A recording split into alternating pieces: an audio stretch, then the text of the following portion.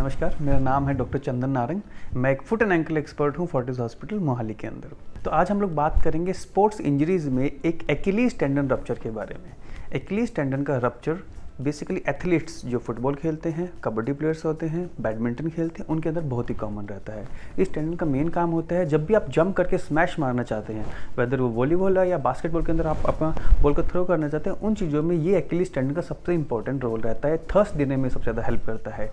अभी होता क्या है कि ओवर यूज़ की वजह से आप डेली एक्सरसाइज करते हैं, डेली ओवरलोड करते हैं, डेली खेलते हैं, तो एथलीट्स लोगों के अंदर अगर प्रॉपर न्यूट्रिशन, प्रॉपर रिहैब ना हो तो ये फट जाता है।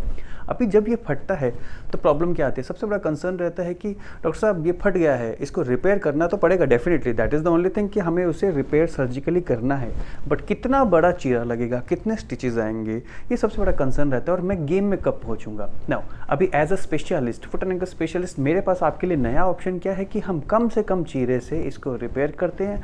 एटलीस्ट 2 स्टिचेस की सर्जरी से भी हम इसे रिपेयर कर सकते हैं। जहाँ पे ट्रेडिशनल लोग क्या करते हैं, ऑर्थोपेडिशियन क्या करते हैं, 10 से 20 सेंटीमीटर का चीरा भी जाता है।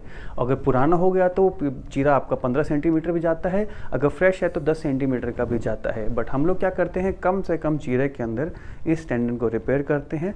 अब कम से कम चीरे से रिपेयर करने का बेनिफिट क्या होता है? कम चीरा होगा, जल्दी हील होगा। अब बैक टू तक जो गेम होता है कि जल्दी खेलना है, वो जल्दी से पहुंच पाएंगे।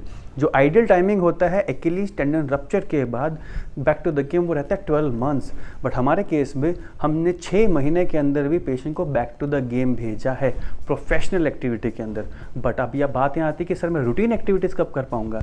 आप 6 हफ्ते से लेकर 3 महीने के बीच में हम आपको रूटीन एक्टिविटीज़ को अलाउ कर देते हैं। फिर पेशेंट पूछते हैं कि प्लास्टर कब तक रहेगा? मेरे केस में मैं सिर्फ 3 हफ्ते तक प्लास्टर देता हूँ। जो ट्रेडिशनली 1.5 महीने के लिए प्लास्टर दिया जाता है वो नहीं देते, बिकॉज हम लोग एग्रेसिव रिहैब में बिलीव करते हैं।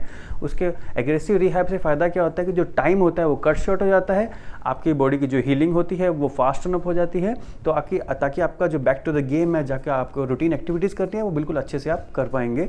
सो अगर किसी को भी ऐसा कोई रप्चर हुआ है, चाहे वो पुराना हो, नया हो, फ्रेश हो, आप एथलीट हैं, अगर ऐसी कोई तकलीफ है तो आपको आके हमसे फोर्टिस हॉस्पिटल मोहाली में मिलना है। और डॉक्टर चंदन नारंग आपको नाम याद रखना है। Thank you.